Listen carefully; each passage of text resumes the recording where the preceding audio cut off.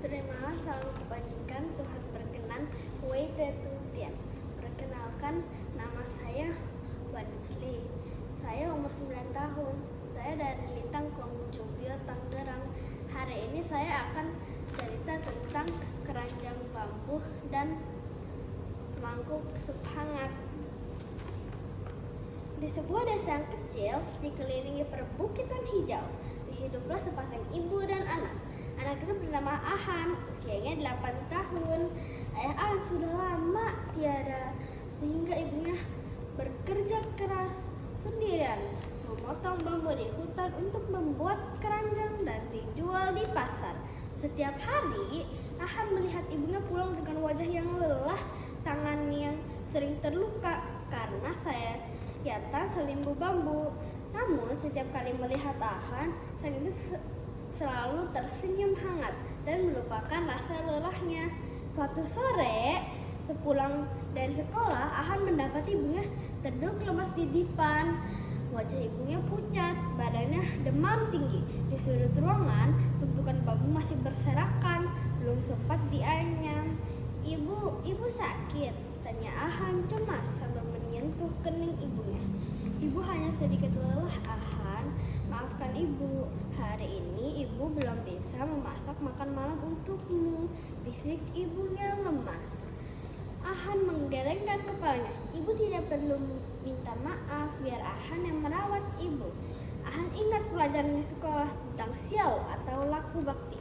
Kakek Lau dulu di Keleteng pernah berkata, anak yang berbakti tidak hanya menghormati orang tuanya lewat kata-kata, tetapi lewat tindakan nyata, terutama saat orang tua sedang kesulitan. Ahan segera mengambil kain basah untuk mengompres dahi ibunya. Setelah ibunya tertidur, Ahan keluar rumah dengan membawa sebuah keranjang bambu yang kecil. Dia berniat pergi ke pasar untuk menukarkan tabungan komunnya dengan bahan-bahan sup herbal yang berkhasiat menyembuhkan demam. Di jalan, ia bertemu kakek Lau. "Ahan mau kemana? Kamu sore-sore begini membawa keranjang?" "Kakek Lau, ibu sedang sakit, demam. Aku mau ke pasar membeli bahan sup hangat untuk ibu," jawab Ahan dengan sopan. Kakek Lau tersenyum teduh. Sungguh anak yang berbudi mulia. Nabi Kongcu pernah bersabda bahwa merawat orang tua saat mereka sakit adalah salah satu bentuk bakti yang paling tinggi. "Pergilah, ini kakek tambahkan beberapa potong cahaya segar untuk sup ibu." "Terima kasih banyak kakek Lau," seru Ahan gembira. Sesampainya di pasar, uang koin Ahan ternyata hampir tidak cukup. Namun karena melihat ketulusan dan kesopanan Ahan yang membungkuk, memberi hormat dan tulus, sang pedagang terharu dan memberikan bahan sup yang terbaik. Ahan berlari pulang dengan hati-hati agar bahan makanan di keranjangnya tidak rusak. Di dapur, ia mulai menyalakan kayu bakar. Asap dapur membuat matanya perih dan berair. Tangannya yang kecil belepotan jegalah hitam. Tapi Ahan tidak menyerah. Ia memotong jahe, merebus air, dan mengaduk sup itu dengan penuh rasa kasih sayang. "Tian Tuhan yang Maha Esa, mohon sembuhkan ibuku," doa Ahan dalam hati sambil terus meniup api. Aroma sup yang harum dan hangat perlahan memenuhi ruangan, membuat ibu Ahan terbangun. Ia terkejut melihat anak laki-lakinya berjalan perlahan membawa semangkuk sup yang hangat dengan tangan yang gemetar karena menahan panas. Sementara wajahnya coreng-moreng oleh arang.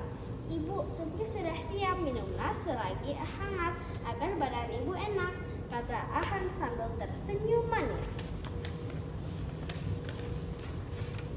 Sang ibu terharu hingga matanya berkaca-kaca. Beliau meminum sup buatan anaknya agar rasa hangat langsung mengalir ke seluruh tubuhnya. Bukan hanya karena cahayanya, tapi karena rasa cinta dan bakti mendalam di Ahan. "Terima kasih anakku yang berbakti. Kamu adalah berkah terbesar Tian berikan kepada ibu, ucap sang ibu sambil meluk Ahan erat. Malam itu, meskipun rumah mereka sederhana, di luar angin bertiup kencang, bagian dalam rumah mereka terasa hangat. Ahan belajar satu hal penting. Hari itu, membahagiakan orang tua tidak harus menunggu sampai ia dewasa atau menjadi kaya.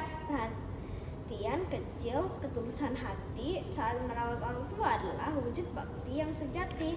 Pesan moral: perilaku bakti kepada orang tua adalah dasar dari semua kebajikan. Menyayangi, menghormati, dan membantu orang tua dengan tulus adalah perintah suci dari Tian yang membawa kebahagiaan dan keharmonisan dalam keluarga. Terima kasih, Wei Tian.